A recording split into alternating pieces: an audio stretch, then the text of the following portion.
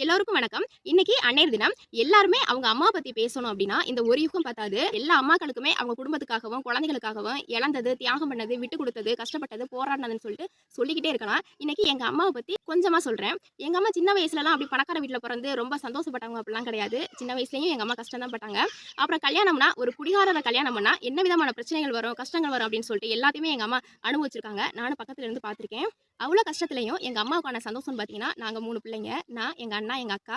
ஒரு தடவ பார்த்தீங்கன்னா, எங்க அப்பா வேலைக்கு போறாங்கல்ல, அவங்களோட ஓனர் யாரோ ஒருத்தவங்களுக்கு குழந்தை கிடையாதாம். உடனே எங்க அப்பா வந்து எங்க அம்மாகிட்ட, "நமக்கு தான் 3 குழந்தை இருக்குல்ல, ஃபர்ஸ்ட் பொண்ணும் பையனே இருக்கட்டும். 3வது குழந்தைய வந்து குடுத்துறலாம்" அப்படின்னு சொன்னாராம். உடனே எங்க அம்மா வந்து எங்க அப்பாவ திட்டி சண்டை போட்டாங்களாம்.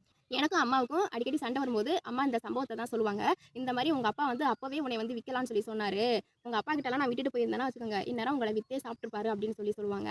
எல்லா அம்மாக்களுமே அப்படிதான். 10 குழந்தையா இருந்தாலும், அது நம்ம பத்திரமா பார்த்துக்கணும் அப்படிதான் சொல்லி நெனைப்பாங்க. மத்தவங்கள்ட்ட குடுக்கணும்னு சொல்லி நினைக்க மாட்டாங்க. அதுக்கு பேரு தான் அம்மா. எங்க அப்பானால எங்க அம்மா எவ்வளோ கஷ்டப்பட்டாலுமே, எங்க அம்மாவுக்காக இருந்த பெரிய சந்தோஷமும், தைரியமும் எங்க அண்ணன் தான். எங்க அண்ணனும் கொஞ்ச நாள்ல இறந்துட்டாங்க. எங்க அம்மாவ பத்தி பேச ஆரம்பிச்சாலே நான் அழுதுருவேன். அண்ணாவோட இறப்பு எங்க அம்மாவுக்கு எந்த அளவுக்கு ரணம் அப்படின்றத இப்பவும் என்னால உணர முடியும்.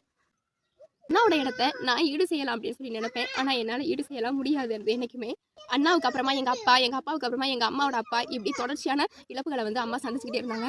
அவ்வளோ இழப்புகளுக்கு அப்புறமே எங்க அம்மா மீண்டு எழுந்து வந்தது எனக்காகவும், எங்க அக்காவுக்காகவும் மட்டும் தான். எங்க அம்மா பார்த்தீங்கன்னா, ஒரு நாள் கூட வீட்ல வந்து ரெஸ்ட்டே இருக்க மாட்டாங்க. டெய்லி கூலி வேலைக்கு போயிட்டே இருப்பாங்க. உழைச்சுக்கிட்டே இருப்பாங்க. எங்க அம்மா மட்டும் கிடையாது.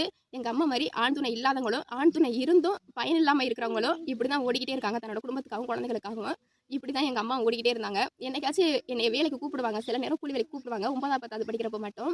அது கம்பல் பண்ணி கூப்பிட மாட்டாங்க. "நீ வந்தே ஆகணும்னு இல்ல. வந்தா ஒரு செலவுக்கு ஆகும்" அப்படின்னு சொல்லுவாங்க. ஃபர்ஸ்ட் பார்த்தீங்கன்னா, அந்த மிளகாய் எடுக்கிற வேலைக்கு தான் போனேன். 2 வருஷம் குடுத்துருந்தாங்க அப்படின்னு சொன்னா, என்னோட வரிசைய எங்க அம்மாவே சேர்த்து எடுத்துருவாங்க.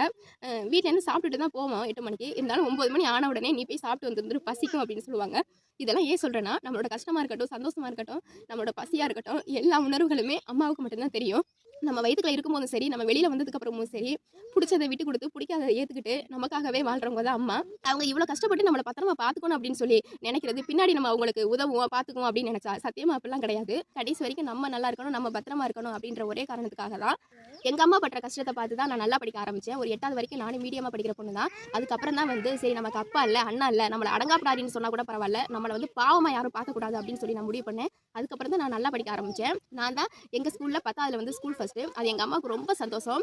எங்க ஸ்கூல்ல எல்லா டீச்சர்ஸும் சேர்ந்து எனக்கு ஒரு ₹5000 குடுத்தாங்க. அப்புறம் வீட்ல இருக்க ஆட்டுக்குட்டி எல்லாத்தையும் வித்துட்டு, எங்க அம்மா வந்து எனக்காக ஒரு செயின் வாங்கி குடுத்தாங்க.